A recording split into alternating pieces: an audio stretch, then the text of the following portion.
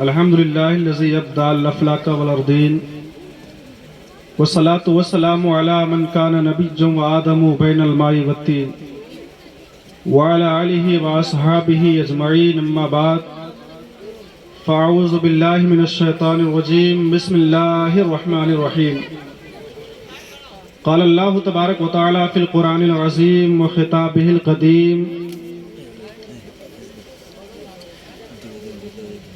اقرأ باسم ربك الذي خلق آمنت بالله صدق الله المولانا العظيم وصدق رسوله النبي الأمين المتين الكريم ونحن على ذلك لمن الشاهدين والشاكرين والذاكرين والحمد لله رب العالمين.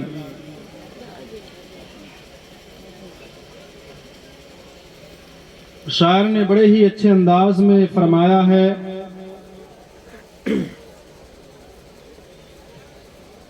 بخشش کی راہ مومنوں آسان بنا لو. دیکھیے حضرات، مجھے بہت کم وقت دیا گیا ہے کیونکہ ہمارے اکابر بڑے علماء آ چکے ہیں اور آپ بڑی اچھی خطاب سے لبریز ہوں گے، لیکن چاہتا ہوں کہ چند وقت کے لیے کچھ باتیں جس کا مجھے حکم دیا گیا ہے آپ تک پہنچائی جائیں. توجہ چاہتا ہوں حضرات کی. شاعر نے کہا ہے، آپ جانتے ہیں یہ جلسے دستار بندی ہے اور جلسے دستار بندی اسی کے حوالے سے چاہتا ہوں کہ آپ کے سماعت تک کچھ باتیں پہنچائی جائیں. شاعر کہتا ہے کہ بخشش کی راہ مومنوں آسان بنا لو. بخشش کی راہ مومنوں آسان بنا لو، اپنے لیے نجات کا سامان بنا لو. بخشش کی راہ مومنوں آسان بنا لو، اپنے لیے نجات کا سامان بنا لو. اور دنیا کی کتابوں پہ نظر بعد میں رکھنا، بچوں کو پہلے حافظ قرآن بنا لو. بچوں کو پہلے حافظ قرآن بنا لو. اور شاعر نے کہا ہے قول محمد قول خدا فرمان نہ بدلا جائے گا. ہے قول محمد قول خدا فرمان نہ بدلا جائے گا. بدلے گا زمانہ لاکھ مگر قرآن نہ بدلا جائے گا. بدلے گا زمانہ لاکھ مگر قرآن نہ بدلا جائے گا. آئیے سب سے پہلے آقائے نامدار، مدینے کے تاجدار، ہم غریبوں کے آقا، سیاہ لامکاں خسرو خوبا، تاجدار عرب و عجم جناب احمد مجتبیٰ محمد مصطفیٰ صلی اللہ تعالی علیہ وسلم کی بارگاہ بے کس پناہ میں اپنی غلامی کا ثبوت پیش کریں اور پڑے باواز بلند درود پاک اللہ رب محمد صلی اللہ علیہ وسلم نحن بعد محمد صلی اللہ علیہ وسلم صلاۃ و سلام علیک یا رسول اللہ صلی اللہ تعالی علیہ وسلم. عزیزان گرامی وقار، اللہ رب العزت کلام بلاغت میں ارشاد فرماتا ہے اقرأ باسم ربک الذی خلق، جس کا مطلب یہ ہوتا ہے کہ پڑھو اپنے رب کے نام سے جس نے پیدا کیا ہے. عزیزان ملت اسلامیہ، کچھ وقت کے لیے آپ کی توجہ چاہتا ہوں.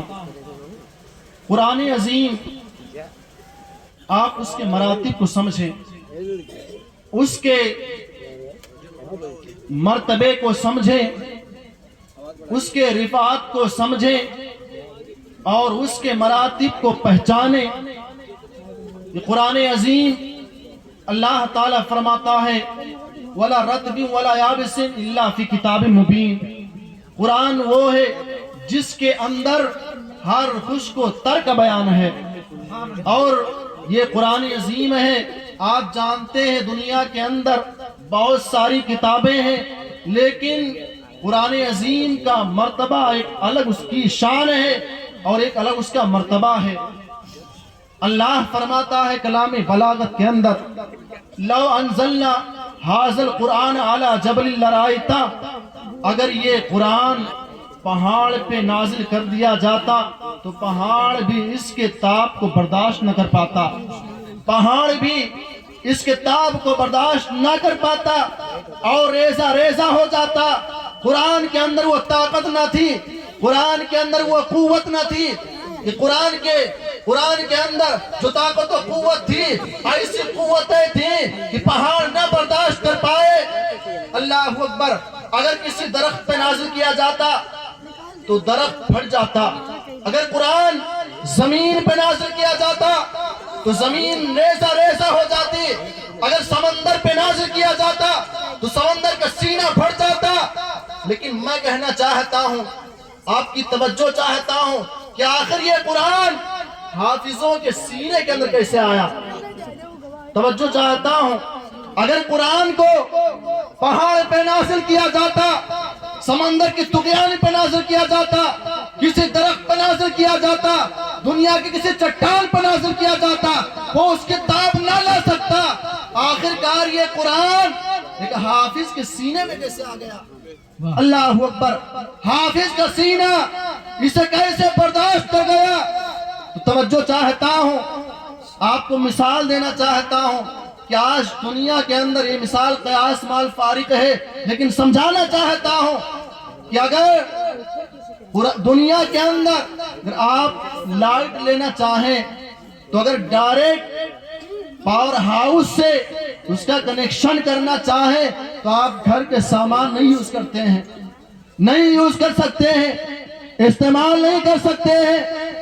آپ کچھ بھی استعمال کریں گے تو وہ جل جائے گا، اگر فریزر استعمال کریں گے تو فریزر جل جائے گا، اگر واشنگ مشین استعمال کریں گے تو وہ بھی جل جائے گا۔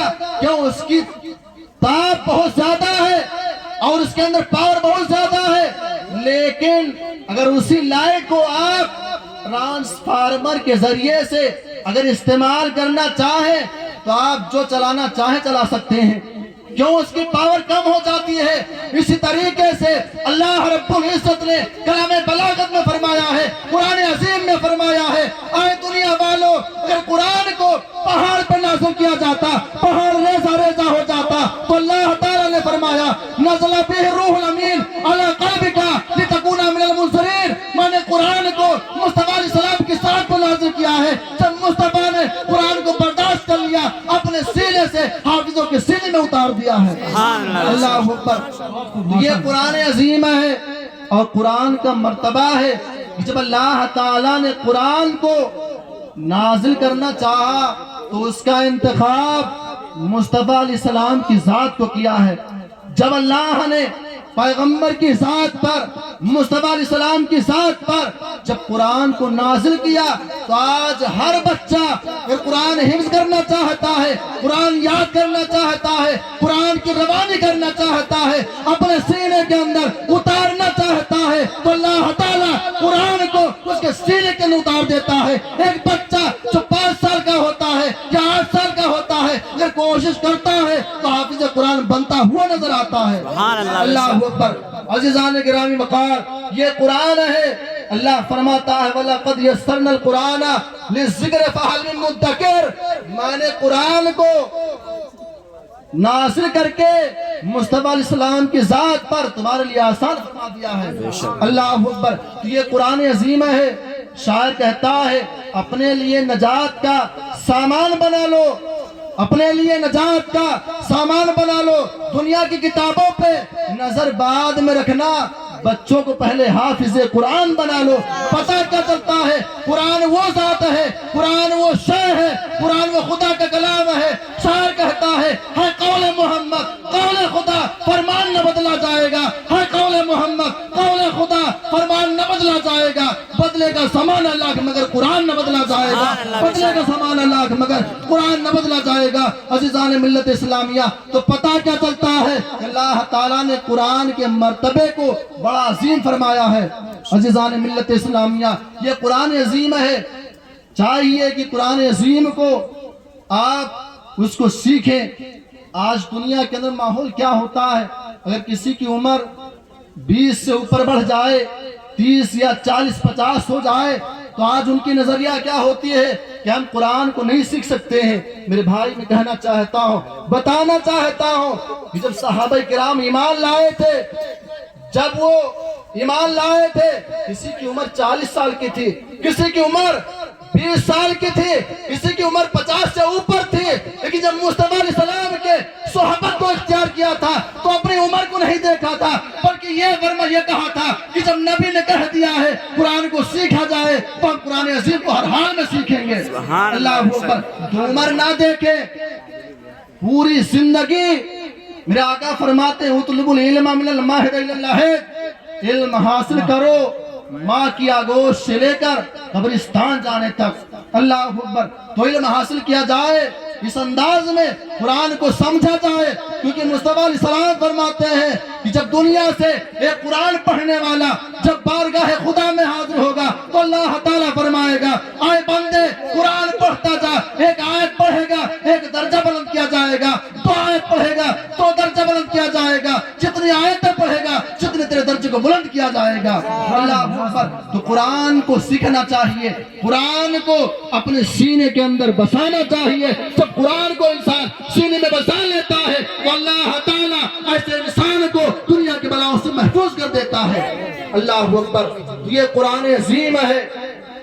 جب قرآن مصطفیٰ علیہ السلام کی ذات پر جب نازل ہوا تو آپ جانتے ہیں اب بہت سارے لوگ تھے مخالفین میں سے جنہوں نے سوچا اور چاہا کہ قرآن کو مٹایا جائے، قرآن کو گھٹایا جائے، قرآن کو نیست و نابود کیا جائے۔ ابو جہل الگ چاہتا تھا کہ ہم قرآن کو مٹا دیں، ابو لہب الگ چاہتا تھا کہ ہم قرآن کو مٹا دیں، شیبہ الگ چاہتا تھا، عتبہ شیبہ سارے کافرین چاہتے تھے کہ قرآن کو مٹا دیں، اور وہی تک بات رہی ہے۔ یہاں تک کہ بتایا جاتا ہے کہ مرزا غلام احمد قادیانی نے کہا کہ قرآن کو مٹایا جائے، مسلمہ کذاب نے نبوت کا دعویٰ کیا تھا اور چاہتا تھا قرآن کو مٹایا جائے۔ ابھی آپ نے سنا ہوگا، آپ نے جانا ہوگا، یہ وسیم رضوی جس وسیم رضوی کے نام سے دنیا جسے پہچانتی ہے اس کو اگر دیکھیں گے تو اس نے یہی کہا تھا قرآن کی آیتوں کو ریموو کر دیا جائے، اسے مٹا دیا جائے۔ لیکن میں کہنا چاہتا ہوں جو قرآن کو مٹانا چاہتا ہے خود تو مٹ جاتا ہے، بدل جاتا ہے، لیکن قرآن نہیں بدل سکتا ہے، قرآن نہیں مٹ سکتا ہے۔ اس لیے شاعر نے کہا ہے قول محمد قول خدا، فرمان نہ بدلا جائے گا، بدلے گا زمانہ اللہ مگر قرآن نہ بدلا جائے گا۔ اللہ اکبر۔ بہت سارے لوگ دنیا کے اندر جنم لیے ہیں کہ قرآن کو مٹایا جائے، قرآن کے آیتوں کو بدلا جائے، لیکن خود تو بدل گیا، جانتے ہوں گے خود تو ٹرانسفر ہو گیا، خود تو بدل گیا، لیکن ایک نقطے کو بھی نہ بدل پایا ہے۔ یہ قرآن کی طاقت ہے، کیونکہ اللہ تعالیٰ فرماتا ہے کہ ہم نے قرآن کو تو نازل کیا اور کتابوں کو ہم نے اور انبیاء کے حوالے کیا، لیکن میں نے قرآن عظیم کو جب میں نے نازل کیا تھا تو اس کی حفاظت کی ذمہ داری اللہ فرماتا ہے ہم نے لے لی تھی۔ اللہ اکبر۔ تو جس کی ذمہ داری رب کے دست قدرت میں ہو وہ دنیا کے اندر مٹ نہیں سکتا ہے، دنیا کے اندر اس کا نام نہیں مٹ سکتا ہے۔ عزیزان ملت اسلامیہ، یہ قرآن عظیم ہے۔ بتایا جاتا ہے کہ مسیلمہ کذاب نے، بس اپنی بات کو سمیٹنا چاہتا ہوں، مسیلمہ کذاب، توجہ چاہتا ہوں، ایک مسیلمہ کذاب جو مصطفیٰ علیہ السلام کے دور کے اندر تھا اور اس نے چاہا کہ میں نبوت کا دعویٰ کروں، اس کے ذہن کے اندر آیا اور اس نے اپنے آپ کو نبوت کا دعویٰ کیا۔ یہ فرمایا لوگوں سے کیا لوگوں مجھے نبی کہو، میں نبی ہوں، نبوت کا دعویٰ کر دیا۔ اللہ اکبر۔ جب نبوت کا دعویٰ کیا، جب نبوت کا دعویٰ اس نے کیا تو لوگوں نے پوچھا کہ اے مسیلمہ کذاب، اگر تو نبوت کا دعویٰ کرتا ہے تو یہ بتا محمد تو وہ ہے جن کے پاس اللہ کی جانب سے آیتیں آتی ہیں، اگر تو نبوت کا دعویٰ کرتا ہے، لوگوں نے سوال کیا تھا اے مسیلمہ کذاب تو کچھ آیتیں تو بھی لے کر کیا۔ توجہ چاہتا ہوں، تو مسیلمہ کذاب نے کہا ٹھیک ہے، اگر تم نے سوال کیا ہے تو میں بھی کچھ آیتیں بنا کر لاؤں گا۔ اللہ اکبر۔ کیوں؟ لوگ کہہ رہے تھے کہ یہ قرآن محمد کا اپنا بنایا ہوا کلام ہے معاذ اللہ. تو مسلمہ کذاب سے لوگوں نے کہا اگر نبوت کا دعویٰ کرتا ہے تو کچھ آیتیں قرآن کی جیسی بنا کر لا، توجہ چاہتا ہوں. تو اس نے کہا ٹھیک ہے بنا کر لاؤں گا. جب رات گزر جاتی ہے، صبح ہوتی ہے، جب سارے لوگ پوچھنے آتے ہیں کہ اے مسلمہ کذاب اگر تو نبوت کا دعویٰ کرتا ہے تو اللہ قرآن کی آیتیں دکھا جو تیرے پاس ہیں. تو اس نے پڑھا تھا القاریۃ ملقاریہ اس سورت کو، تو اس نے عربی بنانا شروع کیا. الفیل ملفیل وما ادراک ملفیل، اللہ اکبر. یہ آیت بنانا شروع کیا اور اس میں کہا اس نے ذنبہ صغیر وَاذْخُرْتُمُوهُ طویل، یعنی اس نے کہا ہاتھی کے بارے میں. ہاتھی کیا ہے؟ ہاتھی اللہ اکبر. اس کی جیسے آیتیں اس نے بنانا شروع کیا. جب بنانا شروع کیا ان جیسی آیتوں کی جیسا اس نے لانا چاہا اور اس نے کہا تھا کہ ہاتھی کیا ہاتھی ہے، الفیل ملفیل وما ادراک ملفیل ذنبہ صغیر، اس کی پونچھ چھوٹی ہے، مسلمہ کذاب کہتا ہے. اور وَاذْخُرْتُمُوهُ طویل، اس کی سونڈ جو ہے وہ لمبی ہے. بتایا جاتا ہے بڑے بڑے جو دانشور بیٹھے تھے، جو ادیب بیٹھے تھے، انہوں نے کہا تھا اے مسلمہ کذاب تیری زندگی گزر جائے گی، یہ قرآن جیسی تو ایک آیت نہیں لا سکتا ہے. بچان ملت اسلامیہ بتایا جاتا ہے وہ نبوت کا دعویٰ کیا تھا، لیکن جب ادیبوں کے سامنے جاتا ہے تو موسیقی خیز بن کر اور مذاق بن کر رہ جاتا ہے. اللہ اکبر. اب کیا ہوتا ہے جب اس کا مذاق بن گیا تو اس نے کچھ ادیب شعراء کو اکٹھا کیا. بڑی اہم بات بتا رہا ہوں.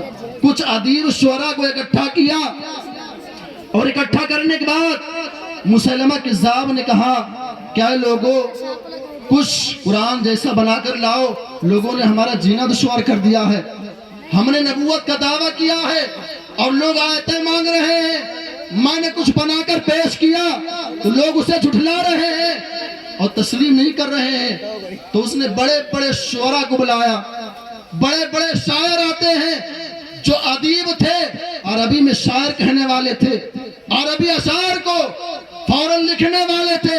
بتایا جاتا ہے جب بڑے بڑے شعراء آئے تو اس نے کچھ نذرانہ متعین کیا اور نذرانہ دیا جا کر کہ جاؤ لے کر اور قرآن جیسی آیت بنا کر کے لاؤ.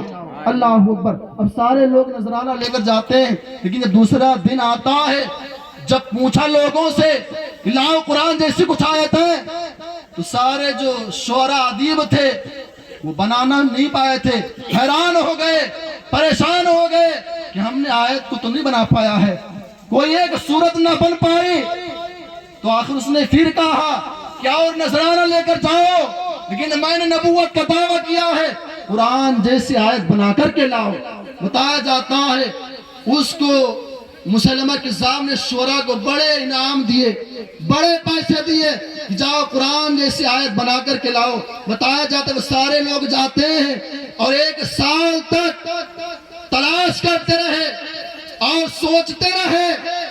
توجہ چاہتا ہوں، 1 سال تک تلاش کرتے رہے، سوچتے رہے، لیکن جب واپس پلٹتے ہیں 1 سال کے بعد جب مسلمہ کذاب نے پوچھا تھا کچھ آیت لے کر کے آئے ہو تو انہوں نے کہا تھا کہ ہم ایک آیت بھی نہ بنا پائے ہیں، ایک حدیث جیسے ٹکڑے کو ہم نے نہیں بنا پایا ہے جس کو محمد نے کہا ہو. ہم قرآن کی آیت کیسے بنا سکتے ہیں؟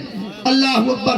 اب کیا ہوتا ہے لیکن جب آتے ہیں تو انہوں نے ذہن میں ایک بات رکھا تھا اور یہ چھان بین کر لائے تھے اور مسلمہ کذاب سے کہا تھا کہ اے مسلمہ کذاب ہم آیت تو نہیں بنا پائے ہیں لیکن 4 ایسی خامیاں ہیں جو قانون کے اعتبار سے، گرامر کے اعتبار سے، ضابطے کے اعتبار سے قرآن میں موافق نہیں ہے. وہ غیر فصیح ہیں، وہ معتبر جملے نہیں ہیں، وہ عام جیسے جملے ہیں. اب مسلمہ کذاب جب سنتا ہے کہ 4 غلطیاں قرآن میں تلاش کر کے لائے ہیں تو خوش ہو جاتا ہے. اللہ اکبر. آخرکار جب خوش ہوتا ہے تو اب کیا ہوتا ہے کہ مسلمہ کذاب نے ایک 97 سال کے بزرگ کو جو بڑا ادیب تھا اور اپنی زبان کو بچا کے رکھتا تھا، پہاڑوں میں جا کر رہتا تھا کہ کہیں کوئی میرا نقل نہ کر لے۔ بتایا جاتا اس کو بلا کر لاتے ہیں اور بلانے کے بعد میں مصطفیٰ علیہ السلام کے پاس جاتے ہیں۔ جب نبی کے پاس جاتے ہیں، توجہ چاہتا ہوں، وہ 4 جملے یہ تھے جو انہوں نے کمی نکالی تھی۔ ایک حزبہ کا لفظ قرآن کے اندر آیا ہے، اس نے شعراء نے کہا کہ حزبہ کا لفظ یہ عام لفظ ہے، استہزاء کا لفظ ہے، یہ قرآن میں غلط آیا ہے اور ضعیف اس کی عبارت آئی ہے ماشاءاللہ۔ ایک غلطی یہ نکالا، اور دوسری انہوں نے کہا کہ قرآن عظیم کے اندر بڑے کو کبیر کہتے ہیں لیکن اس میں کبار آیا ہے۔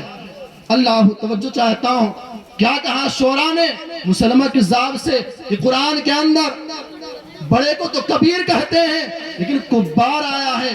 اللہ اکبر۔ اب وہ خوش ہو جاتا ہے کہ اب قرآن میں کچھ غلطی مل جائے گی۔ پھر انہوں نے کہا کہ اور تیسری غلطی یہ ہے کہ ضابطے کے اعتبار سے لاشیان ہونا چاہیے، لاشیان، لیکن قرآن کے اندر لاشیون آیا ہے، یہ ضابطے کے خلاف ہے۔ اللہ اکبر۔ اور چوتھی بات انہوں نے کہا کہ تعجب خیز بات کو تعجب کہتے ہیں، لیکن قرآن عظیم کے اندر عجاب کا لفظ آیا ہے۔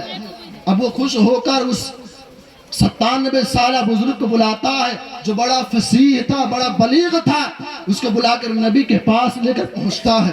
جب نبی کے پاس پہنچتا ہے، اب مصطفیٰ علیہ السلام جب اس کو دیکھتے ہیں، توجہ چاہتا ہوں، جب اس کو دیکھتے ہیں 97 سالہ بزرگ کو، جب وہ آتا ہے تو معاملہ یہ ہوتا ہے کہ بزرگوں کی تعظیم کی جاتی ہے۔ جب وہ پہنچتا ہے بارگاہ مصطفیٰ میں تو میرے آقا علیہ السلام اس کی تعظیم کے لیے کھڑے نہیں ہوتے ہیں۔ اللہ اکبر۔ جب کھڑے نہ ہوئے وہ اگر داہنی جانب بیٹھ جاتا ہے تو مصطفیٰ علیہ السلام کھڑے ہو جاتے ہیں۔ جب وہ بیٹھ جاتا ہے تو حضور علیہ السلام کھڑے ہو جاتے ہیں اور مصطفیٰ علیہ السلام فرماتے ہیں اے بزرگ شخصیت آپ ادھر نہیں ادھر بیٹھ جائیں۔ جب وہ ادھر سے اٹھ کر کے ادھر بیٹھتا ہے، پھر میرے آقا نے فرمایا کہ اے بزرگ شخصیت آپ ادھر نہیں میرے سامنے بیٹھ جائیں۔ اللہ اکبر۔ آپ جانتے ہیں اگر کسی بزرگ کو بار بار اٹھایا بیٹھایا جائے تو اس کا ذہن اور اس کے ذہن کے اندر غصہ پیدا ہوتا ہے۔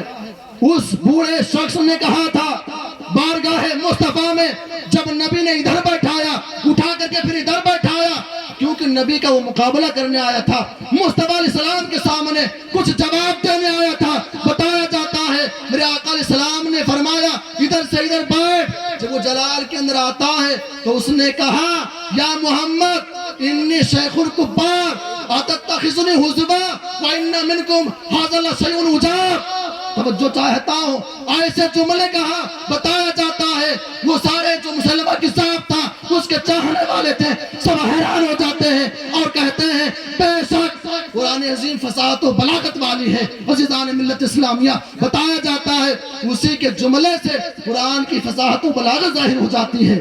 اس لیے شاعر نے کہا ہے قول محمد قول خدا فرمان نہ بدلا جائے گا، ہے قول محمد قول خدا فرمان نہ بدلا جائے گا، بدلے گا زمان اللہ کے مگر قرآن نہ بدلا جائے گا، بدلے گا زمان اللہ کے مگر قرآن نہ بدلا جائے گا۔ عزیزان ملت اسلامیہ، تو پتہ کیا چلتا ہے؟ اللہ تعالیٰ نے قرآن کو اپنا کلام فرمایا ہے اور قرآن یہ صفت خدا ہے، اللہ کی صفت میں سے ہے، اور جو اللہ کی صفت ہوتی ہے بتایا جاتا ہے وہ قدیم ہوتی ہے۔ قرآن ایک قدیم کتاب کا نام ہے، دنیا کی ہر شے مٹ سکتی ہے کہ قرآن وہ ایسی کتاب ہے کہ قیامت تک کے لیے قرآن مٹ نہیں سکتی ہے۔ بہرحال اللہ تعالیٰ کی بارگاہ میں دعا ہے کہ اللہ تعالیٰ ہم سب کو قرآن عظیم کے مرتبے کو سمجھنے کی توفیق عطا فرمائے اور اللہ تعالیٰ ہم سب کو شریعت مصطفیٰ پر زندگی گزارنے کی توفیق عطا فرمائے۔ استغفر اللہ ربی من کل ذنب واتوب الیہ۔ السلام علیکم ورحمۃ اللہ وبرکاتہ۔